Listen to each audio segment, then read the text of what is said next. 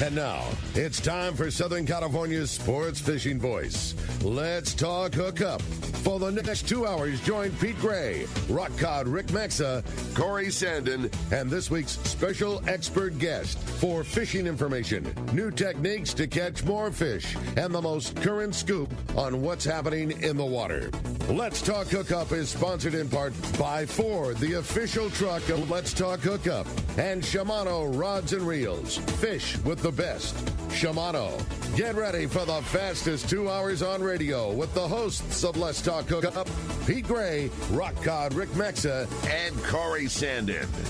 Good morning, anglers, and welcome to Let's Talk Hookup. Man, do we have a great show for you today. Pete's not joining us. He is traveling back from that fantastic trip at Katmai Lodge with Harold Davis on our Let's Talk Hookup trip, and I'm sure we'll hear from him a little later in the show if they're not already in the air. But boy, do we have a great one for you today. Michael Schweit from the Southwest Council of Fly Fishers International. Going to be a great show. We're going to be talking fly fishing, talking fun, tuna, inshore, offshore, your questions, catch reports, and more. You stay tuned. It's going to be a great day. You're listening to Let's Talk Hookup, Southern California's sport fishing voice on the mightier 1090 ESPN Radio. You've heard all about it. You know the anglers catching fish have it, so what's holding you back? It's a fact. FishDope.com really does help you catch more fish and burn less fuel. FishDope.com is the only fish finding service with a spotter plane along with a crew of top anglers on the water almost every day that report actual locations and catches. You can get daily catch reports from Point Conception to San Martin Island, 365 days a year. FishDope.com is for everyone, whether you have your own boat, fish on your friend's boat, or a sport boat. FishDope.com has online planning tools, moon phase, tides, hot bite icons, and more. So bottom line is, if you don't have FishDope.com, well, you're probably missing a lot of bites. Membership costs less than $50 of gas, and that's for the entire year. That's right, 1 year. What a bargain. Plus, use the special code to save $20 on a new FishDope.com membership. Check it out today. FishDope.com. Catch more fish, burn less fuel.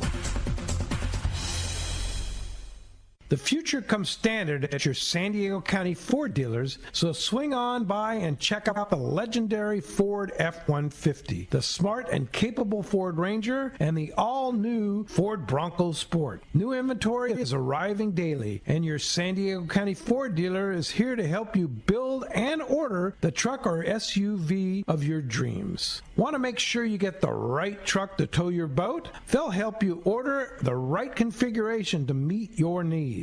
Want to make sure you get the right SUV to haul your gear on your next adventure? They've got you covered there too. Escape, Edge, Bronco Sport, Explorer, and Expedition. They've got the SUV that's perfect for you. If it isn't on the lot, they'll order it and get you exactly what you need. They want your trade, so swing by your nearest San Diego County Ford dealer or visit buyfordnow.com to see all the great deals. They'll be glad to hook you up. All right, welcome back to Let's Talk Hookup, and I always want to learn a little bit of fly fishing, right? Yeah, well, I can assure you, you have the very best guy sitting next to us to learn that from, and that's Michael Schweit. And Mike, morning. Good morning. Well, this is going to be a lot of fun. Obviously, a show that Pete, I'm sure, really wished he would have been here for. Fly fishing, his passion, something that I have grown fond of since talking to you. When last time you were on the show, which has been way too long, yeah. You would always talk about the fly fishing and how just so much of it carried over and all the fun. Since then, I've developed a big thing for mammoth and all the freshwater fish. I love it. It's a big thing, but the perfect guy who just takes a great approach, and I'm just excited. I think we're going to have a lot of fun talking about fly fishing from a show that's dominated by conventional sport fishing, and you always bridge the gap so well in all the shows that you've done with Pete, and I'm looking forward to it. I think we're going to have a lot of fun. So you represent the Southwest Council Fly Fishers International. Right. I was president for 8 years, and now I do special projects, which is I do events. That's cool. So I organize events. So I organize the parties, I guess, if we have parties. And from the most hardcore, dedicated special fly trip to hopping on a party boat up and down Southern California, saltwater fishing, but everything with a fly rod in your hand. Everything with a fly rod. I love it. I still haven't changed that. It's very funny because I do the charters out of the Channel Islands, and once in a while, it doesn't work for fly fishing, and I grab one of the guys' sticks, and they you know how to cast. Yeah, I came from that world, and you don't lose it. So it's fun. The thing that I liked the most about starting to get into fly fishing a little bit, which I am still 100% the absolute novice, but the thing that I liked about it the most was it really is all about casting. My favorite type of fishing at home, if I could do anything in the world, would be surface iron yellowtail fishing. I love that, and so much of that technique, I mean, most of it, the highest percent of it is about the cast and knowing how to load your rod and let the rod do all the work for you. And if you've done any of that, the skill set transfers over so fast to fly fishing. Yeah. Well, there's another thing too, and we could talk about it whenever. There's a technique in fly fishing called swinging flies. And for somebody like you who comes from that world of iron and liking fishing plastics, that's what swinging is in a river. And basically what swinging is one or two flies on a floating line or a slight sinking line. But you cast it out perpendicular to the river. You wade in knee deep, whatever. You cast it out perpendicular, and the line starts swinging downstream. And you hold onto the rod. You don't feed any line. You're holding onto the rod, and with the rod tip, you're following it down. Well, the fish are seeing these things going through the surface, and it's like a reaction bite. Sure. It's like something's going by. They're like, I need to eat. And you're just like minding your own business, watching your line go down, and all of a sudden it's like thunk. And I was thinking about you with that kind of thing, because that's what translates is, yeah, we can catch calico bass and all those things on bait, but when you're fishing plastics and you're learning that stuff, that first jolt, when you're doing it, it's like you remember it. It comes back, and that's why you keep doing it, and that's what this is like. Some of the bites, excuse me, let me get my fly terminology on. Some of the takes. I know. Thank you very much. Thank you very much. I'm a little refined. I'm very impressed. No, it's like that's not a boil. That's a rise. I mean, spectacular. You know what I mean? Like, who doesn't like? We're fishermen, and that's everything. You know what I mean? The bite on, let's be real, the bite on a popper is cooler than the bite on something that's subsurface, and fly fishing can be very much that way, or the same way that stripping a streamer or something else and having the line damn near jerked out of your hands. Right. It's cool.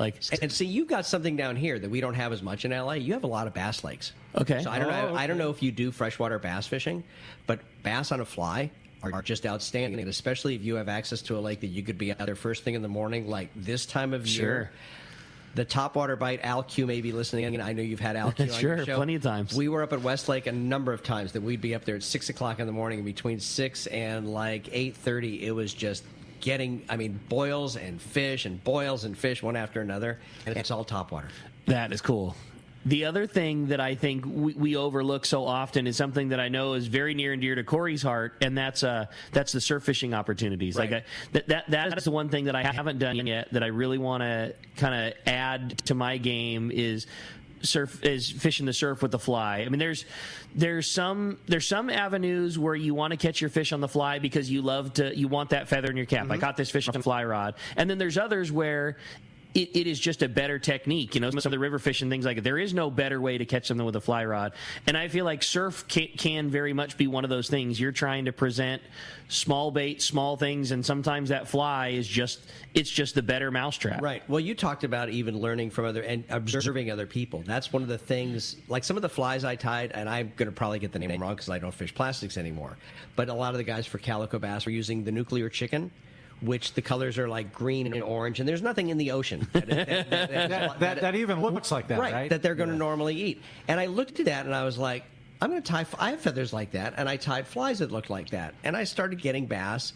More, not like all the time, but it works. And so it's kind of cool to tie this, but it's like, what is that puzzle? And when we have time later, I want to talk to you, especially rock cod, about some rock cod fishing and some things that we learned from just the conventional guys. Sure. But yeah, it's really an important thing. I think it's so cool. And I've seen some of the sand crab imitations. I mean, they look legitimate. Like with I know. The shape, but the coloration, like that sandy kind of modeling. I mean, the speckling in them and everything. There's some tires out there that, that's what we call more of an imitative. Okay. We have I'm going to get the word wrong. I'm not even going to find it right now. You have an imitative that is one represents like the sand crabs that really do look like a sand crab. It's got the actual shape, and then you have others that may just be a wad of gray yarn with a hook in it.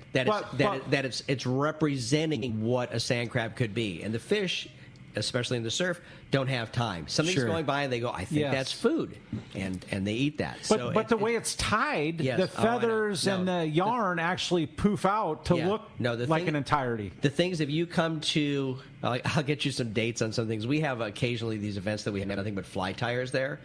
And the things that these guys are doing and inventing and working on, it's like you just stand over them. It's like, oh my, I never even thought about doing things like that. I have a very good friend, Eric Noguchi, who called me. It was like 2.5 weeks ago. He was coming home from Utah. And he's like, Corey, he for half an hour, he talked about, like, Corey, you would be hooked if you were stripping a fly and got a bite. And there's no doubt, right? Yeah. And he explained it to me. I mean, like you're explaining it, Michael. Like it's a very visual thing. But the bite, he explained to me, as you've got that line in your hand and you're stripping it through. It's like iron. Except it could be on a lightweight trout rod, but it's like iron. It's still that thing that you're attached to it. He's like, you would be so hooked, you would not be able to put it down. He's like, I've got to get you out and do this. You know. Yeah. The one, and I know that we're bouncing around, but Corey and I being, neophytes to this, is the one that we talked about a bunch with Pete being up at Katmai was fishing mouse patterns. Yeah. For trout, and I just think that has got to be one of the coolest ways you could catch a fish. And I'm sure that you have done plenty of that in your career. I've done it with no success at all. No success. Really? Okay. No success. I've tied, and mouse patterns are really fun to tie. I'm sure. And cool looking. And what's really nice is you can give them out as gifts, because you can get like a old branch out of your yard and stick it in a piece of foam, and then you stick the hook of the mouse into it. And it looks like a mouse is sitting on a branch. Oh, okay. And you give it to one of your friends. Cool. Here you go. But yeah, I fished them, and I've had fish come up on them. Where he was at, those are the places. Around here, Southern California, there are some rivers and sometimes that they're going to react to mice. Up in Alaska, that's going to be... It's a different story. Yeah, that's going to be very large trout on a go-to. And we don't think of trout really as taking poppers, because they're not that kind of fish. Uh-huh. But if you're fishing a mouse pattern, which is swimming right at the surface, you're going to see trout come up just... and just that sounds incredible to me. Right. You know where I can see that working too, Rick and Michael, is at Barrett. Yeah, totally. Yeah. No, I think for totally. bass, for bass, mice would be fine. I think that would be okay. I was just thinking strictly trout, but bass are, to me, bass is one of those things. I'll eat anything. Yeah. I mean, if they bite a frog, there's no reason they wouldn't bite a fly that's doing the same thing. Yeah. And what a great place to fish a frog too at Barrett, especially right now when the algae gets high and all the grass gets in those coves. Like, for sure would be a spot. You're talking about my speed. I know. Oh man, you just talked about Barrett. I got invited to go out on Barrett this Wednesday, and I'm going to be out on the Apollo on a 2-day tuna trip. So it's like, I'm giving up one for the other, but that's okay. It's a good reason to miss. I should have a problem like that all the time. But still great fishing. I mean, even in the in the middle of the heat, I know Brandon and RC from our tackle store went this last week and had great fishing yet again. I mean, it's just that place is just really so special. I dig it. Yeah, very fun. Now we should make a day. That'll be a good thing for you and I to do. Go out there and do some bass fishing. I'm in. And I can show you the fly rods. I'm in. So I have a question in this whole fly fishing world, Michael. Is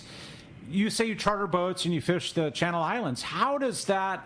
How does it work? Yeah, how do you? I don't know. I was hoping you guys were going to clue me in. But I'm just so curious. I mean, so you charter one of the boats and you've got a handful of guys that are strictly fly fishing. So there's two different ways that I do it. Yeah. And I don't know if I can mention anything. Okay. Always. So the Islands Intact, John Fuqua, Donald Fuqua, his son. Yeah. I fished with these guys now a long Savvy. time. I mean, we know the names. Yes, and they're good guys. And John likes fishing, and Donald likes fishing, so it's always really good. So it started out that I just did the charters, and we'd have 10 guys, and then I got into fly fishing, and it's like, well, I still like these 10 guys. I don't want to give this up. So I started fishing off the bow, which is fine. They don't want the bow. They want the stern. You guys want where all the chum is going, right? So, okay, fine. So I'll fish off the bow. And I did that for years, and I started, get whack calico bass, get bonita, barracuda once in a while. And then one trip I was on with John, and I caught 3 white sea bass. Oh. On the fly. On the fly. Come on. And I never caught any. Now we're talking. And I was like, and it was one of those bites, white sea bass. No, we're not going to eat. No, we're not going to eat. And we chased the school for like 2 hours. No, we're not going to eat. Third time, or like this is a visual fish, like up on the surface as they do milling around, or is this fish on the bottom? John's watching the sonar. Got it. In like 50, 60 feet of water. Okay. And we get over the fish, and the guys are dropping, dropper loops down, and I'm casting the flight. Nothing happens. And we do this for 2.5 hours. John goes, let's hit the school one more time, and let's go calico fishing. We get over the school. Okay, everybody drop. Everybody drops. I make my cast, and I look down the rail, and I watch 9 rods all bend at the same time. And I go, wow, that's really, oh, wait, I've got a fish. And my first thought is, because what had happened at other times, barracuda and white sea bass go together. And I think, I just got another barracuda. And all of a sudden the thing takes off, and I'm like, oh, maybe. This might be the deal. And it's like a 20-pound white sea bass. Oh, on the fly. On the fly. Oh, and I'm so like, cool. And John's stoked. It's like, wow, this is great. So we land the fish, and this is when the limit's 3. And the guys are still catching fish. And I go, well, I should got to put it back out there, right? I cast that again, 1 strip, 2 strip, bang, get another fish on. It's like, oh my God. So are you using at that time like a bait fish streamer imitation? It's a streamer. Yes, it's a streamer. It looks like an anchovy. Don't let me fool you. I really don't know what I'm talking about. But you sounded really good. I think that primer book that we gave you ahead of time it did a lot of good. But then I got a third one. And so we got a nice photograph of me with these 3 fish. That's so rad. And John says to me, what's the world record on these things? I go, I don't know. So we look it up, and the records, I mean, Al Q's got, God, I think his record's like a 36-pounder on the fly that he got a couple of years ago. So I'm like, so I look it up, and John and I are going through the thing, and he goes, this record here, an 8-pound test, is a 9-pound fish. He said, if you catch any keeper at all, you'll break that record. And I was like, okay. So I started fishing 8-pound test, and of course 4 years go by. 4 years of the guys are getting my dropper loop. Hey, Michael, you want one of my fillets to go home? Thank you very much. I didn't get any today, and that's fine. They're a bunch of good guys. So, and then I finally got the world record. I forget what year it was, in July on a trip up there, and they got the fish and played it around an 8-pound test, a little goosey, and it's 11 pounds 13 ounces. Not a huge fish, awesome, but it's still that's so cool. Still stands. But I like that. So you were asking about, so I'm up at the bow. Yes. So I've had other people say, well, I want to go on these fly fishing trips. And there's other groups that are doing it. This is a really underutilized thing that's going on here in Southern California. You go to the East Coast, and there are boats going out all the time. And not just the 2-pack and the 6-pack, but like the party boats. Yeah. Like 15 or 20 guys on a boat. Right. And there's a thing that you have to do. We call it the dance, and we've got the Southwest Council on YouTube has a channel, and I think it's episode 3 that we've got even a little video as to how it goes. You search Southwest Council, okay. SWCFFI, the whole thing, but Southwest Council will show up too, I'm sure. But we do this dance. So if you're facing the stern, right-handers are on the right-hand corner, which would be the port side, and left-handers would be on the other side. And you've got a stripping basket that you're putting your line into. And this is strictly now... attached to you, not on the deck. Right, or a bucket if you want to. Yeah. This is now 100% fly. There's nobody on the boat that's conventional, except for Donald, because he's running the boat. And so the guy in the corner, first guy, we get to a stop, he anchors, throws a little bit of chum. First guy in the corner makes a cast. And you angle it a little bit so you're not hitting the boat. You kind of cast in the middle, and you take a step to your left. The next guy comes up with his basket, and he's ready, and he makes a cast. That first guy, his line's settling down, it's straightening out. He might start stripping in. Now he moves over again. Third guy casts, and so we start doing this rotation. A rotation, yeah. We start doing this rotation. If the guy gets bit, we've got 9-foot rods. It's real easy that the guy says, I want to make a cast, and you drop your rod down when you got a fish. He makes the cast right over you. You lift the rod, you're still bringing the fish in. It works amazingly well. And so... It makes sense. I mean, I get it. So last year, I said, I'm going to change some of the charters and do fly fishing only. And I pushed it out. And it's a slog, because... Fly anglers in general think of it, most people, when we're at the Hall Show, when we've done any of those things, they're like, I thought flies are just for trout. And the ones I love is, I've never seen like a tuna come up and eat like a dry fly. No, they're not eating dry flies. They're eating big streamers. But that's the perception of those things. So even with fly anglers, it's, well, why aren't you going? Yeah. And they're like, well, I don't have the gear. Yeah, you have the gear. And if you don't have the gear, we can borrow the gear. And there's this awesome fishery here. Why aren't you taking advantage of it? You have the Sierras, which I love. I love everything about the Sierras. But this is here in our yard, and that is 5 hours away. Yeah, it takes you hours to get to Mammoth. It takes you 15 minutes to get down to the beach and go go strip a surf fly. So, but here's one of the things that, because I did a tour this year, I was a speaker at some of the clubs in Southern California, and before I went on that, I talked to other people and said, why haven't you done this? You've fly fished for like 30 years. And everybody kind of hems and haws. One thing that comes back, which is very interesting, that we forget because we've been fishing a long time, we don't think about this. One of the things that keeps people away from going on boats is seasickness. They may have gotten seasick as a kid. They may have had any of these things. And so it's stuck in their mind. I'll go on a cruise ship. I'm not, and they remember the old diesel. That's the thing that I hear. Oh, I remember going on the boat, and I went outside, and that smell, and then the greasy hamburgers, and oh, that was the end of that. And I'm like, okay, things have changed. Yeah, right. The boats have like literally no smell, and there's all kinds of methods out there to not get seasick. Yeah, totally. And follow the directions. No, you don't get on the boat with a bucket of fried chicken and a 6-pack of beer the night before. Because in the morning, yeah, you might be queasy. I would be queasy. So it's those kind of things to get. So last year, we got people to go on some of the trips. So we're only going with 6 or 7 people in that case instead of going with 11. And it works really well. And we're bopping calico bass. That sounds so fun. And we had one trip in October that we got on a school of whitefish, and I had 7 guys, and we caught and released 300 whitefish. Wait. I'm trying to wrap my mind around this because whitefish are literally glued to the bottom. Whitefish come October, September, October, start moving up a little bit. I guess because when the water cools, I guess and I have no authority. But you're still in 60, 70, 80 minimal. The one thing that a sport fishing captain told me years ago when I was getting more into the fly fishing on the boat, and I'm thinking I've got to use a really heavy line. I've got to get down deep. I was watching some of the guys on albacore. Remember albacore? Fishing like a 1-ounce dropper loop kind of thing to get it down. And I'm thinking, and they go, you don't understand. The fish are looking up. They've got excellent vision. They're seeing something, and if it's up at the surface and they decide, I want to eat it, it's 2 flicks of a tail for them to come from 60, 70 feet and eat whatever's up there, whether it's a bait or your fly.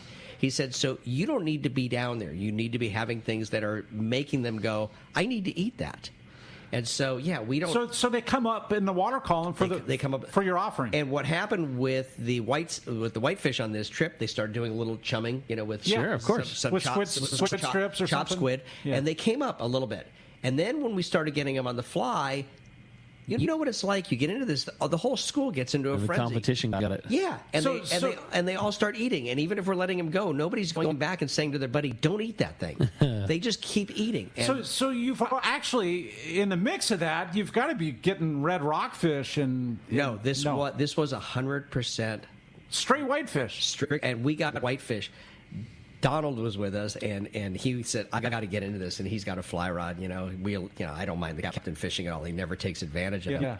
And the first whitefish he hooked was about a 5 or 6 pounder, and he goes, I've got a yellowtail. Okay, this is somebody who knows. Yeah, sure. But he's not used to the fly rod. And it feels, because all of a sudden you're like strip, bang, and the line is like yanked out of your hand, and you're like, oh my God, what is that? And a 5 pounder? And it's a 5-pound whitefish. This is Channel Island whitefish. This isn't Cornwall Island, 11 inchers. That's interesting. I didn't know that. Because they get hammered more, or it's just different? It's different water. Channel Islands just grows big groundfish. It just does. That is an ideal spot for it. And shallower. Yeah, I guess shallower, that doesn't mean that a 5-pound whitefish doesn't exist down here, but boy, there's not a lot of them. Yeah. So I had like 5 or 6 guys on the boat that had kind of dabbled in like surf fishing, and they were like, okay, we'll give this thing a try. And they were like, when they got off the boat, they were like, I want to book for next year. And it's like, guys, I hate to break this to you. This doesn't happen all the time, right? but it was really neat. It's just one of those oddities that you've got to enjoy. But I got into it. I love it. Yeah, that worked really well. Hey, as you can hear, what a killer show we're gonna have today. For sure. I mean, really, if you want to join us and learn with it, as Rick and myself, it's kind of cool having Michael in studio from the South. Give me the title again. The Southwest Council of Fly Fishers International. Just call it Southwest Council. It's much easier. We're part of Fly Fishers International, but you don't need that in the title necessarily. Everybody knows who we are. Yeah, so awesome. It works out okay. So if you want to join us, give us a call at 213-432-1090. or join us via the app. You can text us via the app and send us a text. You got a question for Michael, and I mean, outside of talking about Barrett and largemouth and whitefish and white sea bass, I'm impressed about the white sea bass thing, but we can get more into the calicos and yellowtail. Have you caught yellowtail? Caught yellowtail. And here's a different thing. Yes. Down here, yellowtail are easier because most of the time we're going after them, we're paddy hopping. When you're surface fishing for them. Surf, yeah. I mean, definitely up, and I've actually learned how to take them on the poppers because I've tried for years, and I fished. There's a really good guy who runs a 2-pack out of Huntington Beach, Vaughn Podmore, and I was with Vaughn, and I said, I can't get him on the popper. He said, how are you fishing him? And I showed him, and I did the typical thing like we do for largemouth, chug, fast, and he goes, no, yellowtail like it's swimming. Yeah. Slow it down and make it sexy. And I'm like, and we had a few yellows, some real rats around the boat up at Catalina. And he goes, watch this. And he throws it out there, and he's walking. These are things called crease flies. And they're foam, and they're just really neat. They're about that long, and they just, and they go like it's got to snake through the water. Yeah. And he's doing this, and bang, we get a yellowtail. And wow. And it's like, okay. And I went down to San Diego, and I think I was fishing on the Apollo. And we got into a good school of them, and I tried that, and bam, on the popper. How cool. But it's like, we always think poppers need to be moved fast and that they need this kind. No, other species don't want that. So. Just cool. Like that story right there. Totally. Yeah, right? We've got more ahead of us, and we're giving away. On top of that, you want to give us a call again, a couple open lines, 213-432-1090. That's your chance right now because we're giving away a $300 certificate to Costa Del Mar sunglasses. That's your choice to go on there. Choose what you want on Costa.com. And we're going to be right back. More from Michael from the Southwest Council of Fly Fishers International when we return on the Let's Talk Hookup app, the Mightier 1090 ESPN Radio. Hey, everybody. This is Captain Dwayne Diego, 4-pack charter captain, here to talk to you about Parker boats and the good folks at West Coast Marine. When it came time to start pinnacle sport fishing and get my own boat, there was only one choice. I wanted a Parker. Then there's a real good reason for it. The fishability and seaworthiness. I've been fishing on Parkers for years now, and I know the abuse they can take. Parker Marine builds a heavy-duty industrial strength boat, probably overbuilt, but that's what I need when we're out 12 hours a day, over 300 days a year, running charters. The guys at West Coast Marine built me one heck of a fishing boat, from the custom tower with steering and throttle controls to the backup bait pump system. My Parker 2520 XLD will deliver me to the fishing grounds reliably and safe. Take it from me, if you're ready for a new Parker at a fair upfront honest deal, you need to see West Coast Marine, located at 1555 Newport Boulevard in Costa Mesa, or check them out and their inventory and information online at westcoastmarine.com. For your next fishing adventure, check Point Loma Sport Fishing. They offer half-day trips on the Daily Double and full-day trips on the Mission Bell every day. Perfect for novice or seasoned fishermen. Point Loma Sport Fishing also offers overnight to multi-day trips on the American Angler, Vagabond, Intrepid, Independence, Loan, T-Bird, Game Changer, and more. Visit PointLomaSportFishing.com where you can purchase tickets online. Want to go fishing? Point Loma Sport Fishing has you covered. This is Captain Dwayne Diego of Pinnacle Sport Fishing. Visual signs are one of our most important aspects to our charter fishing business. It's the reason myself and all of our crew all wear Costa sunglasses. With advanced polarization technology, Costa is designed to help cut through the sun's glare while providing enhanced color and comfort to help you see more fish. Costa was founded over 35 years ago by a group of fishermen wanting high-performance lenses for every fishing application. Costa has a West Coast style frame and lens for your pursuit. Check them out at CostaSunglasses.com. I got a garage full of fishing tackle, and every time I get out on the water, I realize I forgot something important. But I never forget my life jacket. I make sure my buddies wear theirs, too. Save the ones you love. A message from California State Parks Division of Boating and Waterways. Welcome back to Let's Talk Hookup, and like I said, we're having a fun time in studio. I mean, talking on break here, I'm learning so much. I think Corey and I are probably going to learn as much as anybody. We keep pumping Michael for every question. I know, it's really cool, actually, and if you want to join us, or perhaps you're in the purest form of a fly fisher and don't fish conventional and want to join us, either way, we're having fun today, and you can learn with us and join us at 213-432-1090 or text us via the app, and make sure you would leave your name and number, a contact, because At the end of the show, we're giving away a $300 certificate to Costa Del Mar. Very and cool. between the texters and the callers, one of you is going to win that prize right there. We kind of mentioned at the beginning of the show, and that's the thing that I like so much about Michael. Michael is a fly fisherman, and that's what he does. But you have always promoted so much. Do whatever. Like, we like fly fishing. Give this a try. You might be. I'm a surface iron yellowtail guy, but that doesn't mean I don't like to pick up a bass rod and catch a calico. Right. And I don't drop a dropper loop with a sardine and try to catch a yellow or anything else. And that's just yet another fun thing to do. Why wouldn't you? And you can't. And there's nothing that makes it right or wrong. Yeah, that's what I like right. about it. It's like, well, why am I doing that? Because I like that. Totally. And there's nothing that lights up my world more than having that perfect channel down the kelp and watching a 3 to 5 pounder, gold spot just come racing out of the kelp, right? And the visual. Right, and I could think of 100 scenarios right now where you could lay that out and get bit. Yeah. Equally. No, and when you start talking about that, it's funny. One of the guys that fishes with me went to Cedros this year. And that's always kind of been on my radar and haven't really. Yeah. Anyway, he wrote me when he came back, and he's a conventional guy. He dabbles in fly fishing, but he didn't bring a fly rod with him. But he goes, we had like a 300 calico bass day. And he goes, and the yellows were around. He said, this is the best fishing. It doesn't always happen that way. But I'm like, and so I was talking to Mike Lum, of all people, about the place. And he said, we've got a place we really like. And I called them up. And they said, yeah, we've got instead of 3 on a bahanga, we put 2. And we're familiar with fly fishing. And so now that's kind of in my brain for next year is that, I think I want to get a group together and go down there. That would definitely be... Yeah. I mean, because I'm not the yellowtail guy and, likes to be on the high spot, yo-yo, surface iron. I mean, I am, but I'm the guy that wants to be in tight and fishing in the structure, the kelp, and you absolutely would have the time of your life, any square inch of that island. That's what it looks like. That's what it looks like. Absolutely. It's one of those things. You would have the time of your life, Michael, like even after fishing, 3 p.m., come in and walk the beach. Listen to me. Hands down. Halibut, calicos, shortfin corvina maybe. Oh, man. You would have the time of your life. Yeah, that's cool. Yeah, I could see it working. You got it, man. Yeah. I wanted to start this off with a text that came through because I think that this is such a unique fish, and I know that there is a definite fishery and a group of guys that love doing it in San Diego, and talk about an underutilized but a rad thing to get a bite with. So this one comes to us from our buddy Todd from TV Metal Art. Says, great show, guys. Question for our fly expert. Can you give us any tips on targeting carp in the San Diego County, whether it be from shore or boats? And he loves the show. Boy, you caught me short on that one. I'll tell you why. I don't do a lot of carp fishing, but I watch the guys that do it.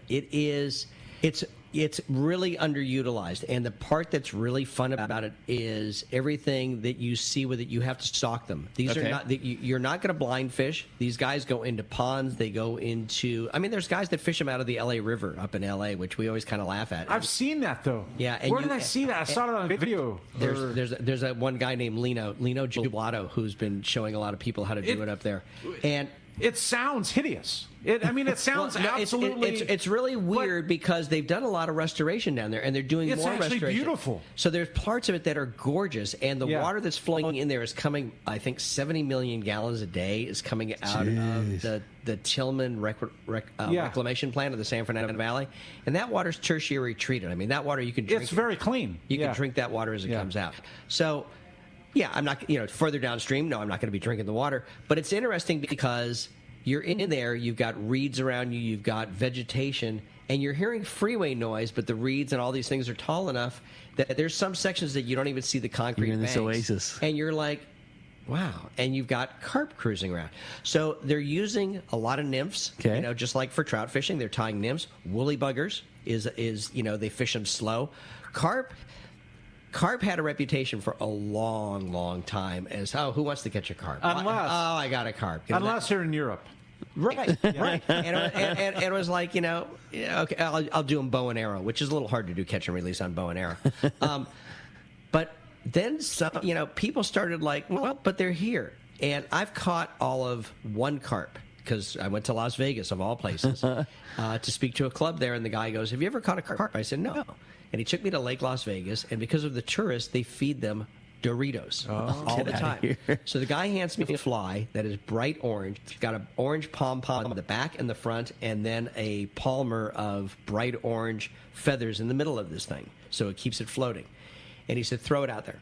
And we could see the carp cruising, and I throw it out in front of this carp, and carp comes over and he sits underneath the fly about 3 inches away, pectoral fins looking up at the top for about 10 seconds, stares at it, and he finally goes, no, that's not something I'm going to eat, and he swims away.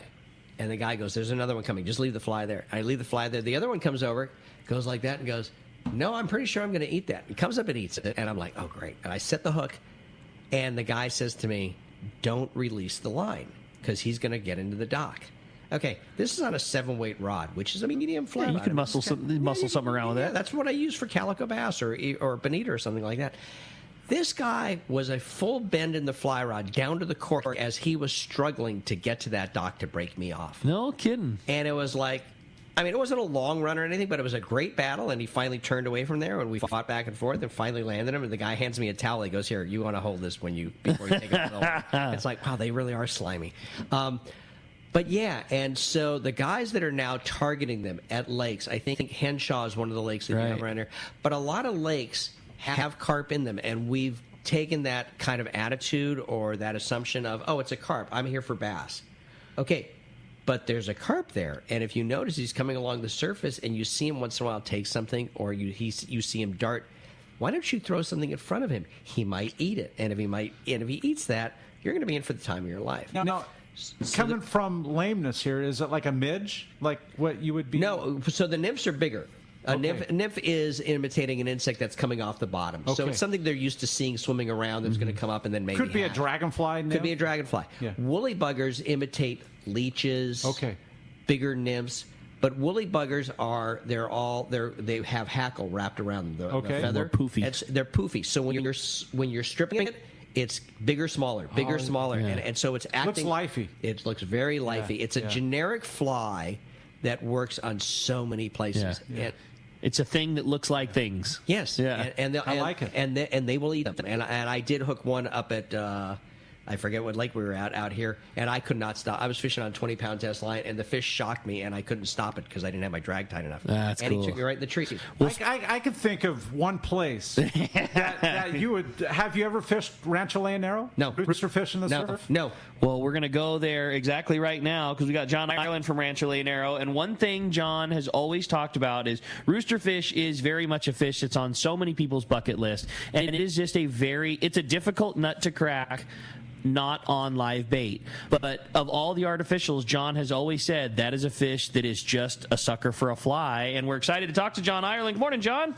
Good morning, Rick. Hello, Corey. Hello, Jeff. Good morning, John. Well, we're having a great time. We have Michael Schweit from the Southwest Council of Fly Fishers in here, and we're talking fly fishing today.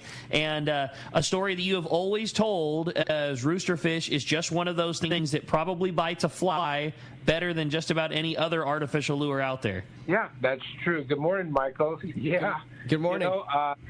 For some reason, they are a sucker for the fly. They're a live bait fish first, but conventional artificial does not work as well as the fly. They do go for the fly, and I think it's because they're a shallow water feeder, a lookup feeder, and they're anger biters too, and I think that has a lot to do with it. But the fly is very, very effective with the rooster fish, and cool. We're really running into some big ones this week. 40, 50-pounders are common. That's so cool, John. I don't know how you're going to top last week's report. It sounded fantastic down at the ranch. It's just the same. It's just the same. They're, in fact, more Dorado this week. Believe it or not, they're between 30 and 50 pounds, these Dorado, and it's interesting. Out of 10 Dorado that we're catching, 9 of them are big bulls. That's big so cool. flat.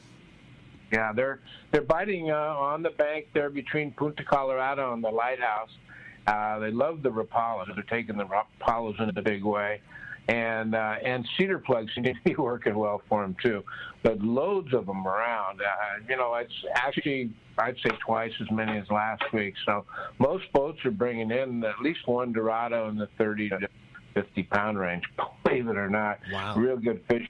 Yeah, water's warming. Water's 85 degrees now and clear and flat. We actually got our first rain of the year yesterday.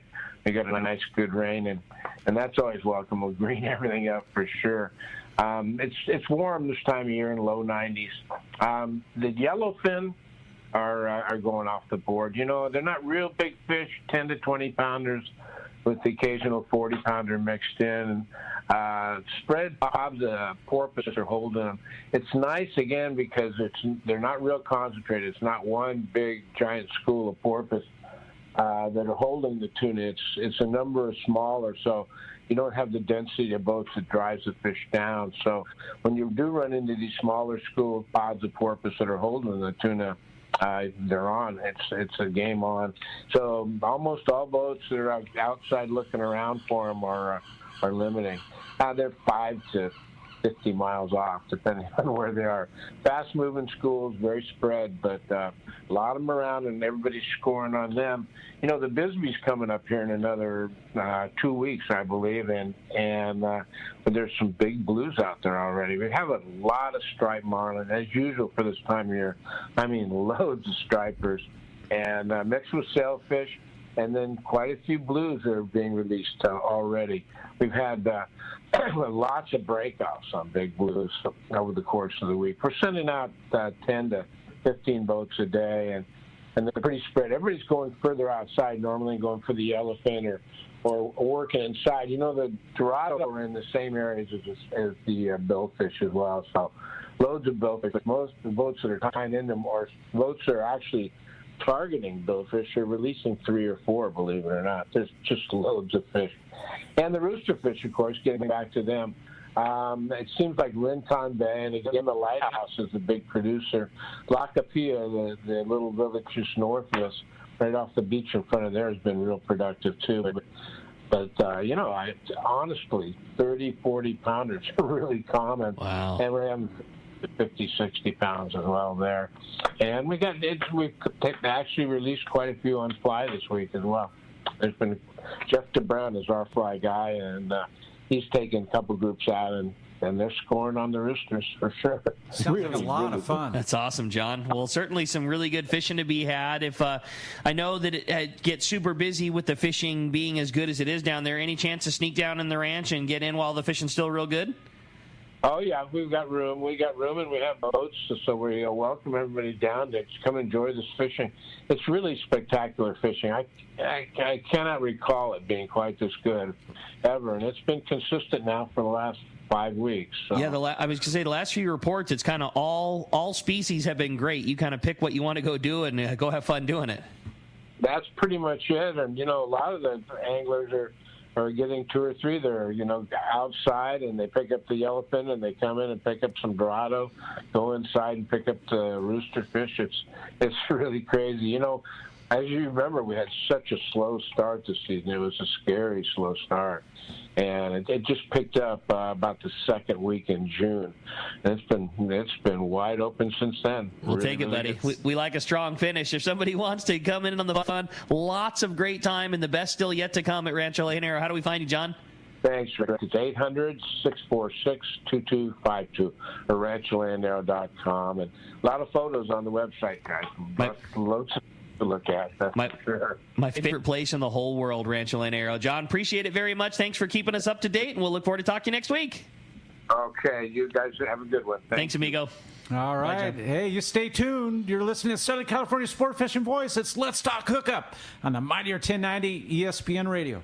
The name that stands out among anglers is Fisherman's Landing, your top choice in local and long-range fishing. Hi, this is Doug Kern. Our hardworking crew will make sure your fishing experience is one to remember. We offer the finest open party trips from 1 to 3 days, the best charter boats available, and of course, our world-renowned long-range fleet is second to none.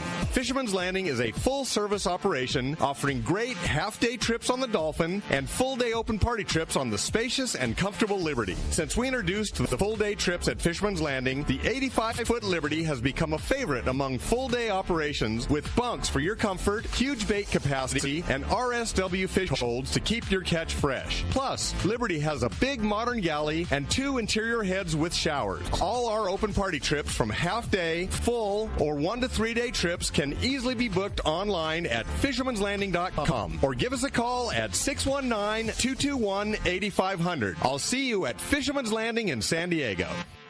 Boy, it's time to talk about great gear from Shimano. Earlier, we were talking about Cedros. I'm super pumped up going down to Cedros Sport Fishing with a group from Let's Talk Hookup here next week. We're going to have a big trip down there. And as I was kind of putting my quiver together yesterday, it's all Tranks. Now, outside of Corey, who's probably all Tranks 200s. Well, Cedros would be 300. Okay, well, sure. The big one, yeah. I mean, I hate to say it, damn near my whole quiver is that. I got my Tranks 500 for surface iron fishing. I like to fish the 400 for my weedless, and then 300 for my lead head. I got the whole quiver going. I love that Tranks reel. Rick, my surf fishing's the 200s. My local calicos, 2 and 300s. I would fish nothing else. And like I always tell everybody, they're not given to me. I go into a shop and buy them just like you do. That's it, man. They're a great reel. There's nothing that combines power, longevity, smoothness, and ease of operation like that Tranks reel. Check it out at your local Shimano dealer, or for more information, check out ShimanoFishing.com. Hey, this is Rosie with Cedros Sport Fishing. We have always been the leader in fishing trips to Cedros Island. We have set the bar even higher with our second lodge opening for the 2022 season. Side-by-side lodges sitting on the cliff's edge with relaxing ocean views. With direct flights departing through the CBX in San Diego, we are committed to providing first-class service to our guests and an unforgettable fishing experience. Come check out the yellowtail and calico bass capital in the world. Nobody does it better than Cedros Sport Fishing. Call me at 619-772-7570 or check us out at cedrosportfishing.com. When you want to catch big bluefin tuna, you need Shimano. Hi, this is Doug Kern from Fisherman's Landing Tackle, the saltwater tackle professionals. The Shimano Beastmaster is the pinnacle of electric reels. Shimano's Gigamax motor packs a winding strength up to 250 pounds. Ideal for kite fishing and more. Shimano's butterfly flat-fall jigs are irresistible to bluefin tuna because they stay in the strike zone longer. Shimano makes a complete line of butterfly flat-fall jigs to target your favorite game fish. For all your Shimano needs, visit us at Fisherman's Landing Tackle at Fisherman's Landing in San Diego. All right, welcome back to Let's Talk Hookup, man. We're having so much fun. And if you want to join us, learn more about fly fishing, or share your fly fishing stories, there is one open line. 213-432-1090, and have a Michael Schweit in studio here is truly a treasure. Yeah, it's going to be a great time. Lots of great information and so much cool info coming up, including the Catch Report. We're going to find out what's biting out there. It's time for the Catch Report, Corey. Yeah, top anglers know the best hooks are made by Gamakatsu, as I do. I use that 7/0 super line weighted swim bait hook. I love that thing, but did you know that Gamakatsu also makes awesome tackle storage solutions like the G-Box 3200, reversible utility case for easy tangle-free jig storage, and Gamakatsu also makes jig heads, a line of fishing pliers, clothing, and more.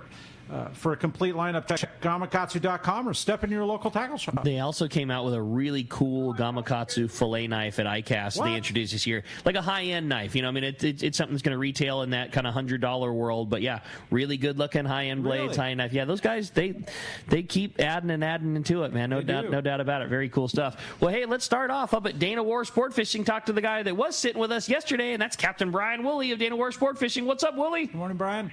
Hey, good morning, guys.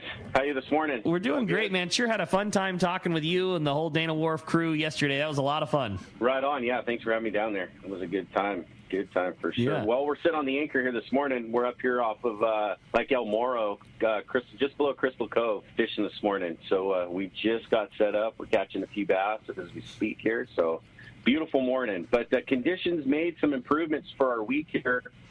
Primarily the water temperature, you know, that was kind of the big thing, bounce back. So we've been fishing like 69 to 71 degree water kind of by midday. A little bit of current kind of helped move some water around, as did that big swell. But some washed out areas through San Clemente made it kind of an easy call for us to make a right-hand turn coming out of the harbor and fish Dana Point, Salt Creek area on our half-day trips.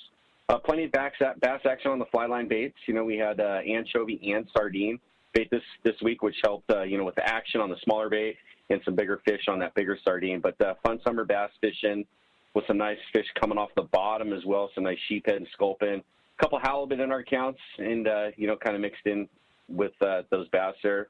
On the 3/4 day stuff, fishing down off Camp Pendleton there, saw some tougher conditions again with that swell, but more action on the hard bottom and along some of the stubble kelp down there. Hard jerk baits and the rubber lures fished well for the guys that were willing to commit to it and make numerous long casts. We're rewarded with some nice fish down there. And then on the days where there was just too much stacked against us, we made the run up the coast and fished above that Laguna Beach closure, kind of where I'm at today. And pretty much the same deal with bass on the surface with the artificial and the live bait.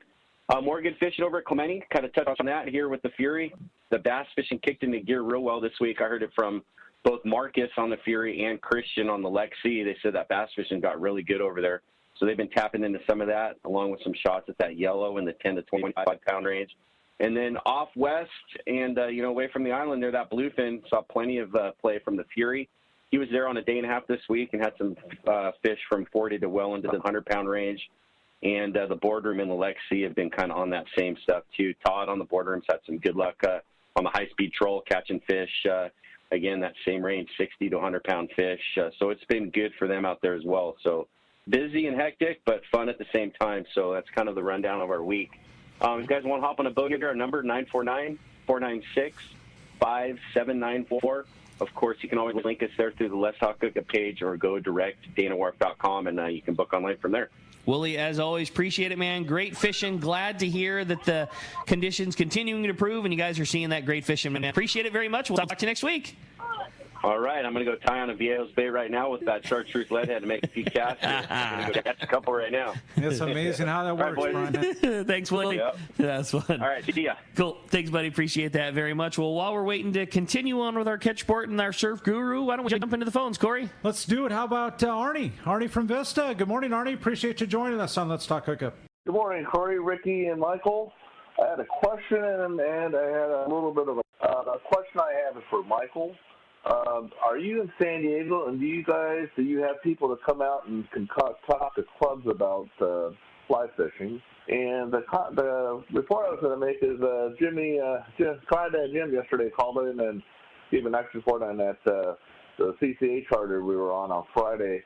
Now, one other comment that I wanted to make about that is we had two anglers on the boat, Jason and Shannon Gillian, and Shannon did really well on the trip, but the neat thing about it, I didn't realize it at first, but after going over to them, I found out they were hearing impaired. And what was amazing, she was doing an awesome job out there catching fish. She knew how to get out there and get hooked up. And the neat thing that I watched them, I was taking some photos and watching them as they were working their way down the rail. And it's just like the way they communicated with the anglers, they really couldn't talk. So what they would do is she's working her way down the rail. She'd just reach over and kind of tap you on the arm or on the shoulder just so that you know that they were there. And everybody on the boat was totally accommodating with them. And I really got to hand it out to Captain Bala and the crew of the San Diego. Those guys were really watching out for them. They were helping them when they didn't need some help. And it really, really made a great day just watching how well they could do. So I guess the lesson here is everybody, even if you do have a disability, don't be afraid to come out and fish. Because I tell you what, a lot of these boats... No doubt about it. Well, great call, Artie. Glad you guys had such a good trip. Now, what about the council? Any speakers, anything like that? I mean, I know that you've done quite a bit of that over the years. Is that still something that's... Well, so what happened was that we have a speaker circuit of, I think, 6 or 7 clubs. So I went down, and the club that I spoke to down here was the Golden State Flycasters out of Encinitas, I think is where they're based. And that we did a meeting at Kearney Mesa. There's another club down here, the San Diego Fly Fishers, and they're not on the speaker circuit, but I just recently sent them a thing and said, I'd be happy to come down here and talk about, the nearshore and offshore fishing. So hopefully I can do another program down here on that. I'm happy to come down and speak to any clubs, really, even if it's conventional clubs, because it's all fishing. And it's all techniques, and it's just, I'm listening to Rick talk about, that he's going to go down to Cedros, and I'm thinking, Well, I'm going out on a 2-day tuna trip, but I'll be back Wednesday. I have a rod. I think I might be able to leave here for him. So when he's at Cedros, he can say, "Oh, wait, I've got a fly rod." Hey, so, yeah. don't threaten me with a good time, Michael. That's for sure. Right? There's thanks for the call, Arnie. A text we had from a friend of ours of the show, Dan Kirby, that sent us a picture and said, "Oh, Dan, what, right? That's a GT, big GT, yeah, a 70-pound giant trevally." Yeah. And where? I will have to find out. I'm sure you'll. All right, Dan. Text we're us looking back. for another. Yeah, we're looking for info on that. You don't just get to send a picture of a 70-pounder without something. That's awesome. But he's proven that a conventional guy like ourselves, Rick, can turn it over to a fly rod and catch a beautiful fish. Speaking of giant trevally, look it up. It's another YouTube thing, but there's a guy that because giant trevally will eat birds. Yeah. Okay. There's a video that this guy did that I won't tell you how he did it, but he catches a GT on a imitation of a booby. Come on. That was a fly. But I don't want to... Should I spoil it? Should I tell you what it was? That he took a black sandal that he found on the beach. Come on. Yes. And he tied a big hook into this. So that was the body. That was the body of this thing. Yeah. And, you can't really cast this thing, but basically he was waiting. In the video you see him, he's waiting out about, waist deep.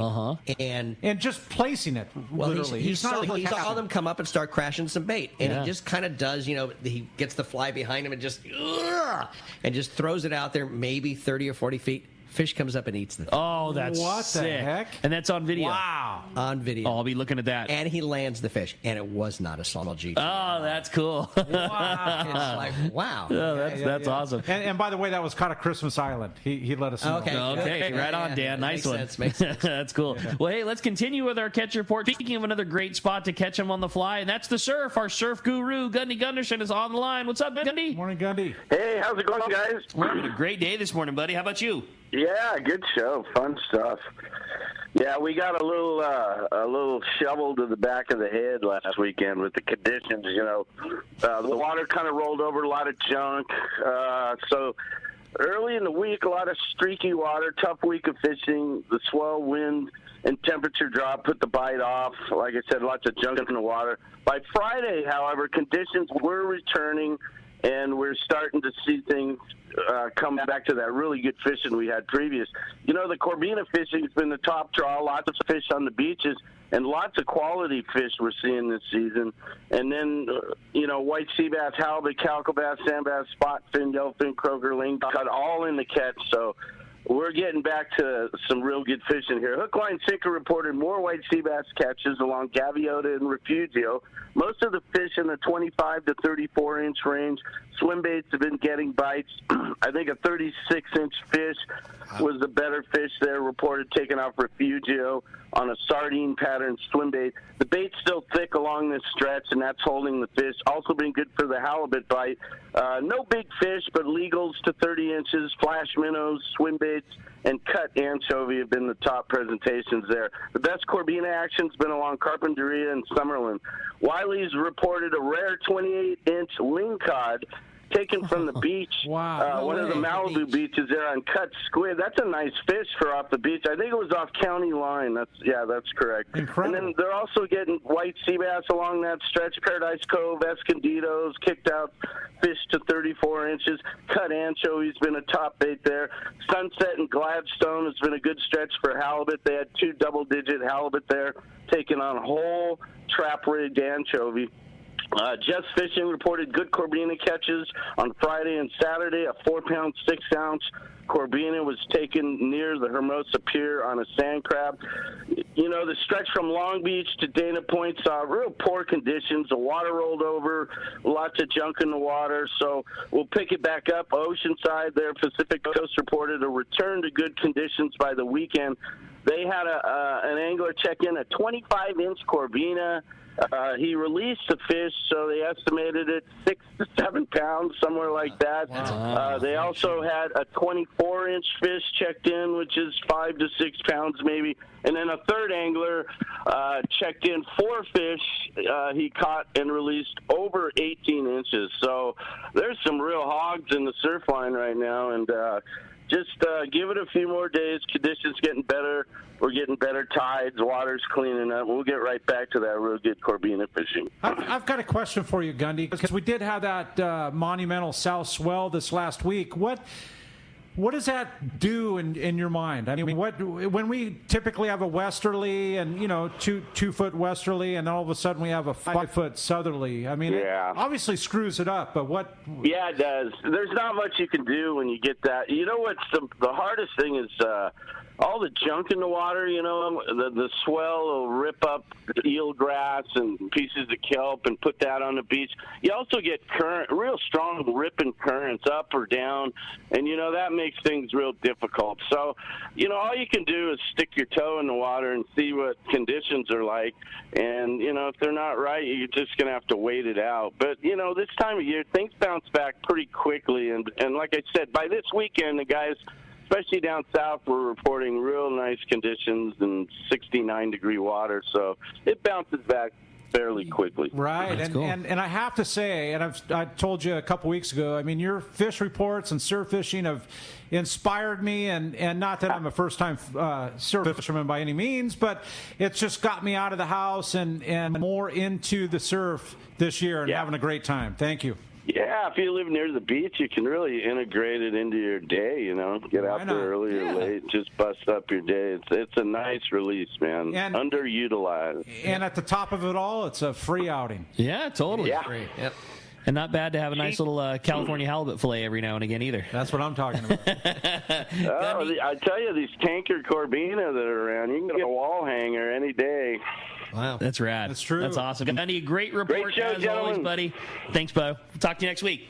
Yeah. Have a nice week, guys. See you, Gundy. I truly appreciate his reports, Rick. And they're brought to you by CCA California, and Bill Varney have teamed up this summer to bring you a series of on-the-beach surf fishing seminars.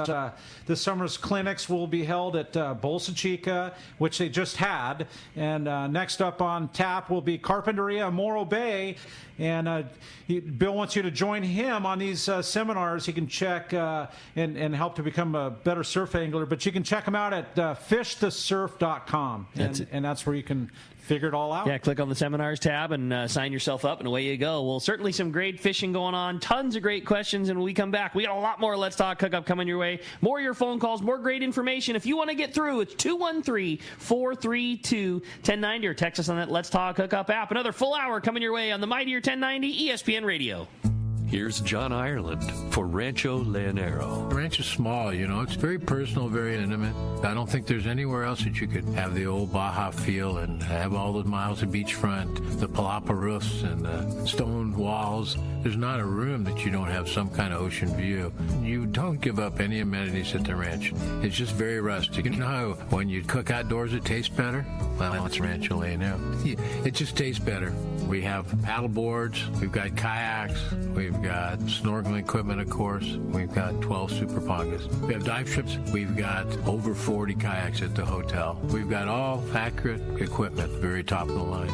And when the fishing's good, we'll freeze your fish, pack it all up, send it home with you. People love it. They'll come back 5-6 times a year. That's the highest accolade we can get. 1-800-646-2252. 646-BAHA. And RanchoLandAero.com. It's unique.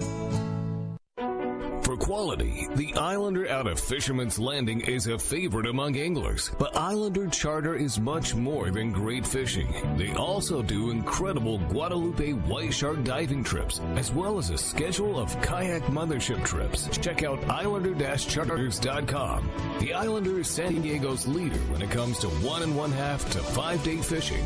Experience the Islander difference. Visit Islander-Charters.com for all the details.